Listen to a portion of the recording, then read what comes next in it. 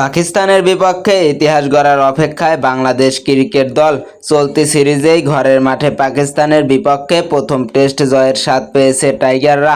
সিলেটে চলমান টেস্টে জয় পেলে পাকিস্তানের বিপক্ষে ঘরের মাঠে টেস্ট সিরিজ জয়ের ইতিহাস গড়বে বাংলাদেশ।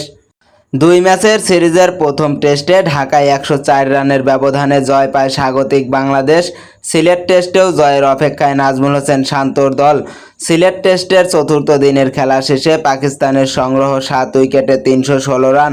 শেষ দিনে জয়ের জন্য বাংলাদেশের প্রয়োজন মাত্র 3 উইকেট। তবে পরাজয় এড়াতে হলে আরও 120 রান করতে হবে পাকিস্তানকে। 75 রানে অপরাজিত আছেন পাকিস্তানের সাবেক অধিনায়ক মোহাম্মদ রেজন। তার পক্ষে টেন্ডার 3 ব্যাটসম্যান সাজিদ খান, খুররম শেহজাদ ও মোহাম্মদ আব্বাসকে সঙ্গে নিয়ে পরাজয় এড়ানোর লড়াই চালিয়ে যাওয়া অসম্ভব। 3 বোলারকে নিয়ে পঞ্চম দিনে পুরো 3 সেশন তথা 90 ওভার প্রতিরোধ গড়ে তোলা রেজওয়ানের জন্য কার্যত অসম্ভব। শেষ দিনের খেলা বৃষ্টিতে ভেসে না গেলে বাংলাদেশ ঐতিহাসিক সিরিজ জয়ের স্বাদ পাবে। তবে শেষ দিনে রোমাঞ্চকর কিছু হবে না এমনটিও হলফ করে বলা যায় না। দলটি যেহেতু আনপ্রেডিক্টেড পাকিস্তান, তাদের দিয়ে সব কিছুই সম্ভব। তারা শেষ দিনে অবিশ্বাস্য কিছু দেখাতেও পারে।